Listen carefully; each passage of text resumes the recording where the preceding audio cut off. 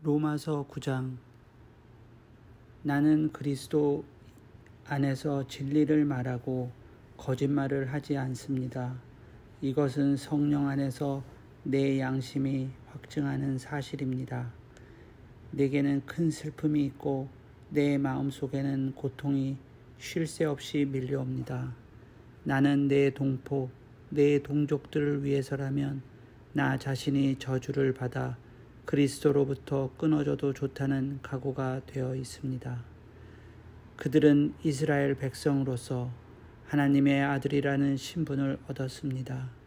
그들에게는 하나님의 영광이 있고 하나님과 맺은 언약이 있고 율법과 성전 예배와 약속들이 있습니다.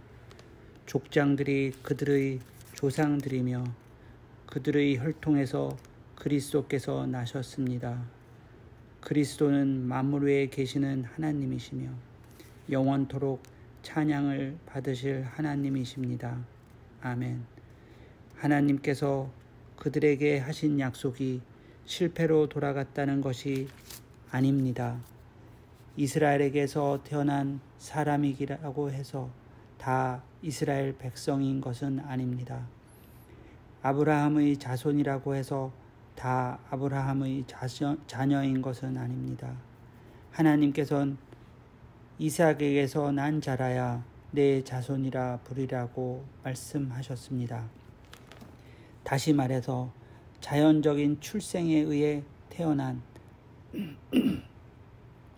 아브라함의 자손이 하나님의 자녀가 되는 것이 아니라 약속의 자녀라야만 하나님의 자손으로 여김을 받게 된다는 말입니다. 하나님께서 아브라함에게 하신 약속은 이러합니다. 정한 때가 되어 내가 다시 오리니 사라가 아들을 낳을 것이다. 그뿐만이 아닙니다.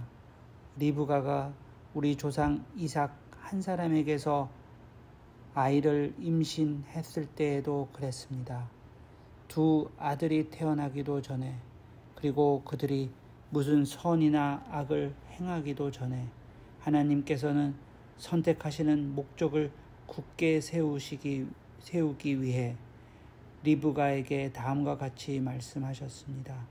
형이 동생을 섬길 것이다. 이렇게 말씀하신 것은 하나님의 선택이 사람의 행위가 아니라 불러주시는 분의 뜻에 달려 있다는 것을 보여주기 위해서입니다. 이것은 내가 야곱을 사랑하고 에서는 미워했다라고 기록된 대로입니다. 그렇다면 우리가 무엇이라고 말할 수 있겠습니까? 하나님이 공정하지 못하시다고 말할 수 있겠습니까? 그럴 수 없습니다. 하나님께서 모세에게 내가 자비를 베풀고자 하는 사람에게 자비를 베풀고 불쌍히 여기고자 하는 사람을 불쌍히 여기겠다고 말씀하셨습니다.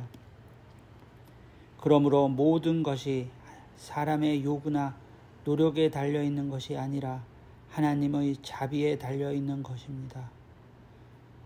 이런 이유로 하나님께서는 파라오에게 내가 너를 왕으로 세운 것은 너를 통해 내 능력을 나타내고 내 이름을 온 땅에 두루 전하기 위함이다 라고 말씀하셨던 것입니다.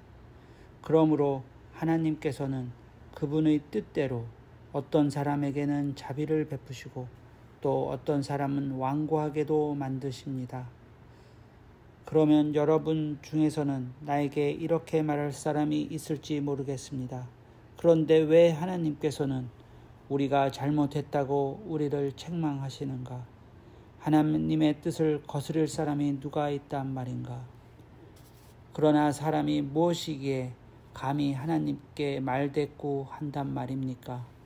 토기 그릇이 자기를 만든 사람에게 나를 왜 이렇게 만들었어라고 말할 수 있습니까?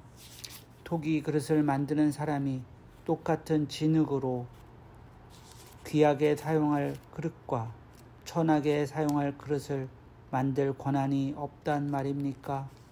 하나님께서 진노를 나타내시고 그분의 능력을 사람들에게 알리시기를 원하셨으면서도 멸망받기로 되어 있는 진노의 그릇들을 인내로서 참아주셨다면 어쩌겠습니까?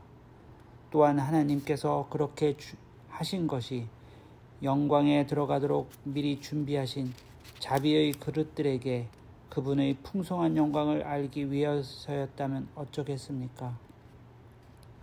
하나님께서 부르신 자비의 그릇이 바로 우리들입니다.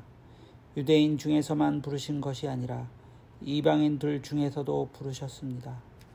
호세아의 글에도 이런 말씀이 있습니다. 내 백성이 아니라고 말했던 사람을 내 백성이라 부르겠고 내가 사랑하지 않았던 사람을 사랑하겠다. 그리고 이런 말씀도 있습니다. 너희는 내 백성이 아니라고 그들에게 말한 그곳에서 그들은 살아계신 하나님의 아들이라고 불리게 될 것이다.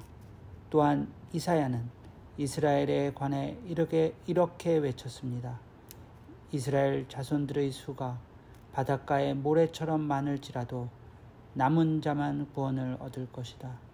주님께서 약속하신 말씀을 이 땅에서 신속하고 철저하게 이루실 것이다. 또 일찍이 이사야가 이렇게 예언한 것과 같습니다.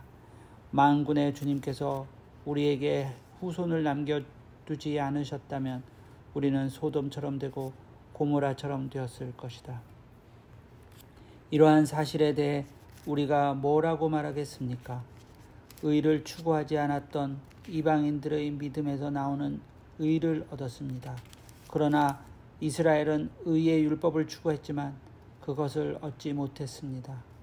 왜 얻지 못했을까요? 그것은 그들의 믿음에서 나오는 의를 추구한 것이 아니라 그 의가 마치 행위에서 나오는 것으로 생각하고 의를 추구했기 때문입니다. 그래서 그들은 걸림돌에 걸려 넘어지고 말았습니다.